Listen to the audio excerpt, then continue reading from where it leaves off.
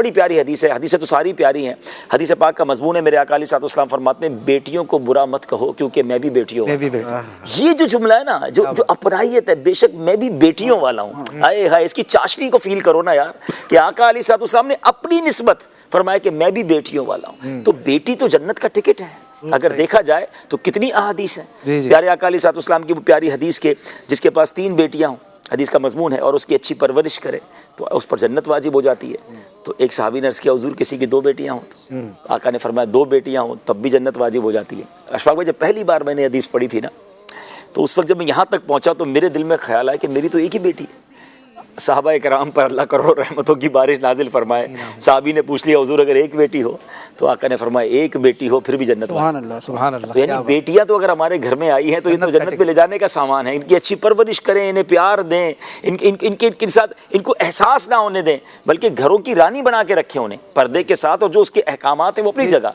लेकिन बल्कि ये भी किताबों में लिखा ना कि घर में अगर कोई सामान भी लेकर आए तो बेटियों से उसका इब्तिदा करें, बेटियों से उसका आगाज़ करें।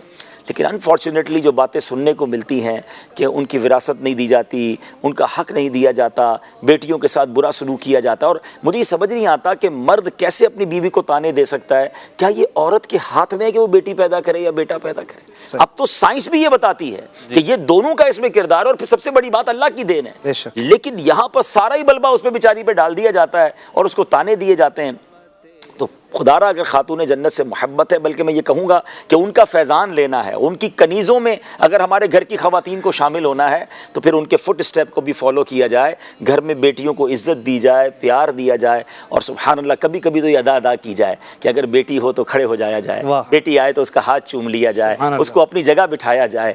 क्या मालूम खातून जन्नत का फैज़ान और नबी पाक का फैज़ान हमारे घर में जारी हो जाए। और काश हमारी बेटियाँ भी, यहाँ बेटियों के लिए भी दर्स है कि वालिद के साथ उनको क्या अंदाज़ इख्तियार करना है। उन्होंने भी वालिद के साथ जो है ना, मतलब वालिद को सिर्फ फरमाइशी प्रोग्राम के लिए ना रखा जाए घर में कि अब्बू जब आए तो लिस्ट पकड़ा दें कि ये कब आएगा, ये क्यों नहीं आ रहा, और जनाब ये हमारे पास कमी क्यों है।